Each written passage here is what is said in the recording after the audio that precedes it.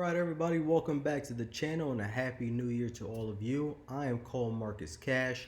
This is the latest edition of the Weekend Rants, where I basically talk about all the things that annoyed me the most in the world of professional wrestling, between All Elite Wrestling's Dynamite, which is not going to get an installment in this episode here, or World Wrestling Entertainment's Raw, Smackdown, or NXT. These are the bottom 5, so here we go. At number 5, we have Reginald the Athlaki. So, as you've noticed from my previous editions of the rants here, I'm not very sold on Carmella's new gimmick. I get that she needed to be freshened up. I think her consigliere, I believe was the word used to describe him, for Reginald. I think that's an interesting dynamic, having her have this manager that we have not seen before. But my issue here this week is he gets involved in this tag team match with Carmella and Bayley versus Bianca Belair and Sasha Banks, where he's in the ring, by the way, which doesn't trigger a disqualification, even though we've seen disqualifications, particularly in tag team matches in WWE, for exactly that or even much less. So already there's no, logic or thought process with the moment that took place there. But also, then we had just a random display of athleticism from Reginald for really no reason at all. He didn't do something athletic and then, strike Bianca Belair or Sasha Banks, which obviously he couldn't do anyway. It was just athleticism for the sake of athleticism. It was like a spot for Naomi in one of Naomi's matches, right? It was just, he can do something cool, so let's get it out there, even though it doesn't really make sense with anything that's happening. So they have Reginald in the ring on his feet, and he decides to sit down and roll backwards and roll out of the ring backwards, which admittedly looked pretty cool. I mean, he got a little caught up with the ropes with his foot, but he recovered well and quickly. But it didn't make sense. Why get in the ring and then bail out as soon as Sasha Banks steps up to you? If you want to use the argument that he's trying to cause a distraction, most managers do that by standing up on the apron, not getting in the ring and doing, some athletic acrobatic things to roll out of it, right? But then after that, Reginald gets up on the apron, which is what he should have did the first time, and then he just backflips off of it. Super athletic, like I've mentioned. He landed on his feet perfectly. I don't know if that was shot in one take or, there were edits that we didn't notice there or something, but pretty cool. He's a really good athlete as far as I can tell. I don't know anything about him whatsoever as far as wrestling goes, so I don't have an opinion, positive or negative, about him. I mean, there might be a little bias because I don't love the gimmick for Carmella, and if I don't love the gimmick for Carmella, then despite how interesting I think Reginald's addition might be, I can't see the point of it. But it just didn't make sense. It felt like a contrived moment to get a spot in to show what Reginald can do, even though it didn't add anything to it whatsoever. At number 4, Shay It Ain't So. So this week we had Shayna Baszler versus Dana Brooke. And I'm not sure exactly what the reasoning is. They have decided that they are going to once again try to push Dana Brooke, which, I mean, on paper, and pretty much only on paper, I get. She is an athlete, right? What was that, like the Arnold Classic or whatever it was that she came from? Obviously, that's different about her as compared to the rest of the roster because you don't have a bunch of power lifters in the women's division, and it's a different thing, right? She's also been around several years, and I don't think she's improved at all. Like, I think if you load up a tape of her last 3 matches versus her first 3 matches from NXT, while there's obviously going to be some differences, I don't think there's going to be much. But that's not even the biggest issue here, is that even though Dana Brooke lost and tapped out to the Karafuda clutch from Shayna Baszler, a lot of that match was very competitive and very close. And especially given the 50-50 booking of the WWE, you wonder, is Dana Brooke really about to beat Shayna Baszler? And normally that's a good thing in the world of professional wrestling, where you can be kind of thrown off as to who may win a match or not. But Shayna Baszler is leaps and bounds in a completely different league than Dana Brooke. Most of the women on the roster are leaps and bounds ahead of Dana Brooke. I don't think Dana Brooke is a person to do that with. If this was Mandy Rose, who, while also green, we haven't seen be as green and mediocre or less for such a long period of time, where we have this, sour taste in our mouths regarding her and her abilities, that might be more palatable to sell, right? Oh, Mandy Rose is really up and coming, and she held her own with Shayna Baszler, right? Dana Brooke, we acknowledge, she's not winning any women's championships. She's more than likely not even winning tag team championships, mostly because those titles are now used for a vehicle to advance storylines for the singles championships now. But her Dana Brooke has a glass ceiling that continues to be lowered, and when you have honestly what should be a pillar or cornerstone or whatever, adjective, or not adjective, or whatever choice of word you want to use, Shayna Baszler should be one of the people holding up that women's division. I think that she already is, personally. So, I don't know, just felt very weird to see that decision being made with Dana Brooke going so toe-to-toe with Shayna Baszler. So, that's going to get number 4 for this week. At number 3, the Bland and Gold brand. NXT is painful to watch now. It used to be the best program WWE put on every week, so far the best program they put on every week, and it's gotten to the point where, personally, many people don't agree, but that's fine. Personally, I think it's their worst show at this point.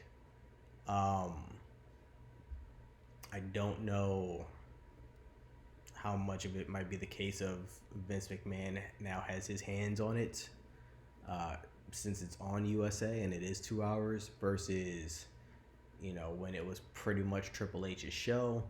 I don't know if Triple H has passed, things off to Shawn Michaels or Matt Bloom or Road Dogg or anybody else that's down there. I don't know what happened, but essentially, since NXT got put onto USA and became a 2-hour show, it's been pretty bad. And it's gotten more awful with each passing week. Some weeks they have an amazing show, but overall, it's really hard to watch. Like, it's approaching the territory where I kind of barely want to see the takeovers and the other, television specials, but I don't want to watch it every week. There's a lot of blandness and goofiness also that's on NXT lately. Blandness like Jake Atlas. Blandness and goofiness like Drake Maverick. Like Everrise. Isaiah Swerve Scott, even though it looks like they're giving him a new personality. I don't remember that jacket, and the hair coloring is different. I don't know how much of this is a callback to Shane Strickland. I'm not familiar with Shane Strickland, but I don't know. Isaiah Swerve Scott feels very much to me like the guy that gets pushed for 4 months combined, and you don't see him as much. Like, he's like NXT's Mojo Rawley to me, right? He's here for now, and then he's gonna disappear for a while, and occasionally he'll pop back up. Mojo, Tamina, wrestlers of that ilk. I don't think he has any staying power. I don't personally think he has all that much charisma. Him now using the Suck It from DX as a taunt to Jake Atlas, I mean, that's so tired. So many people have done that. I mean, I don't even like it when Kevin Owens does it from time to time. So, it's just so overused and abused, especially when there's no relationship there to explain it. Yeah, there's just a lot of indifference on NXT, and it's disheartening. It's gotten to a point now where they have maybe 5 good acts combined on that show to go through 2 hours. It doesn't add up, and it's I'm hoping for I don't know what, but something to be different come 2021. I don't know if NXT needs their own Black Wednesday where they release a lot of cluster within their own ranks, and then just focus more on longer programs with better wrestlers and personalities, or what. But it's rough. It is really rough to watch. At number 2, a bliss poor ending. So we start Monday Night Raw, the final Monday Night Raw of 2020, and Alexa Bliss with her new stage, Alexa's Playground. She calls out Randy Orton, and it's implied that the Fiend is going to show back up tonight because he was only burnt alive. He's perfectly fine to show back up on television so quickly after. Which Randy Orton seemed, aware of that seemed to be the plan. So props to him to just not just be so oblivious. But then there's a challenge for what sounded like a match later on in the evening. Alexa Bliss challenging Randy Orton. And then Alexa Bliss, at the end of the show, douses herself in quote-unquote gasoline, even though it looked very much like water, but she's dousing herself in gasoline, daring Randy Orton to light the match and burn her alive as well, just like he did to The Fiend. And they close up, and you can tell that this was done way before the show and this was a pre-tape. But they close up on Randy Orton's face, lighting a match. And as the match is lit in his hand, the show ends, and I'm watching something about the Chrisleys on USA After. We didn't get a closing to the show, an announcer sign off. We didn't get to see if he, threw the lit match on the gasoline and burnt Alexa Bliss. And it was supposed to be a hook to make you tune in next week to see what happened. Except, if Randy Orton burned Alexa Bliss alive, am I supposed to believe that WWE.com is not going to put it up on their website and tell people that they're not going to talk about it on NXT, that they're not going to talk about it on Friday Night SmackDown, because for whatever reason, SmackDown and Raw are covering the events on the other shows now, randomly? No, so I don't believe that Randy Orton lit Alexa Bliss on fire. And if he did, then we have even bigger issues with the company. So it's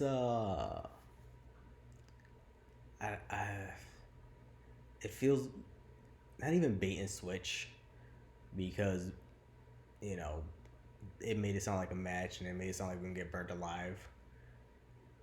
There was no switch. It was just a bait that they're still baiting for next week.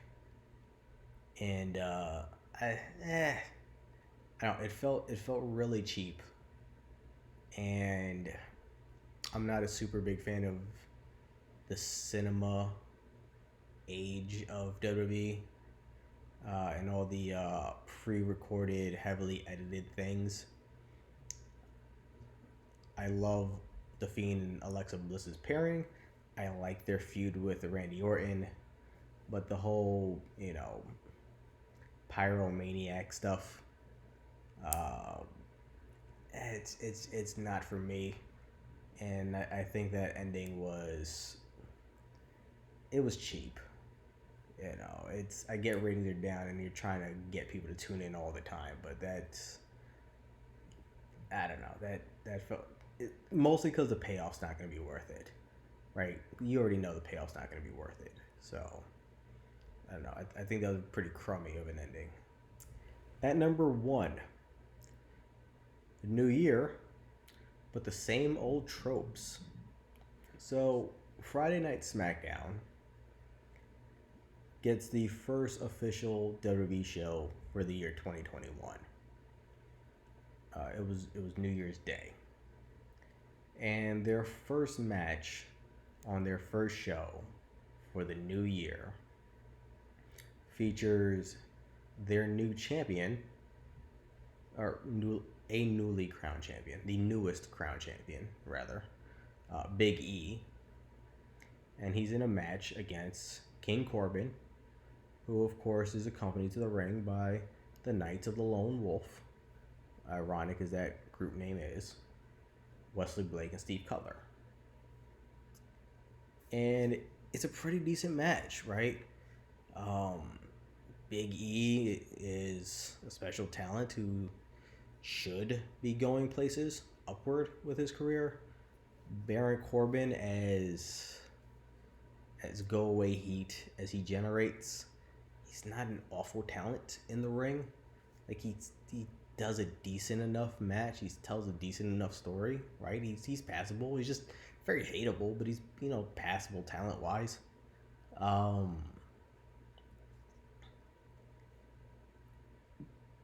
But their first show of the year with their brand new champion, and then we don't get a finish to the match. The match is interrupted.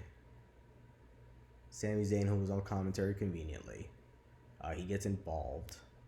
The match is thrown out. Technically, you would say it's a disqualification against King Corbin, and the win would go to Big E because Sami Zayn attacked Big E, but who knows how they scored in the official record books. And then Apollo Crews comes down to make the save because we'll find out later on that he wants a shot at the Intercontinental title against Big E. Apollo Crews comes down, he makes a save. We have a tag team match. Big E in another tag team. Just broke up with the New Day not too long ago.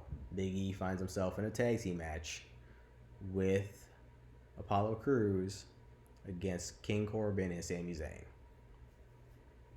Now, fortunately, Big E and Apollo Crews wins that match because that's really the only thing that would make sense, right? Having King Corbin and Sami Zayn win that match, that just gets messy. Now we're in triple threat territory for the Intercontinental title. And Apollo Crews taking another loss. So, fortunately, Big E and Apollo Crews wins that match. But it's just the same lazy booking, right? Like, you had other matches on the card. I don't know what you would put in its place. I don't know what you would start the show with. Definitely not the Billy Kay, Tamina, Natalia, Riot Squad thing. I don't know what to call that. Except for preposterously better than it should be. It has all the makings of awfulness, but it just works so well. But I digress. You obviously can't start the show with Jey Uso versus Kevin Owens.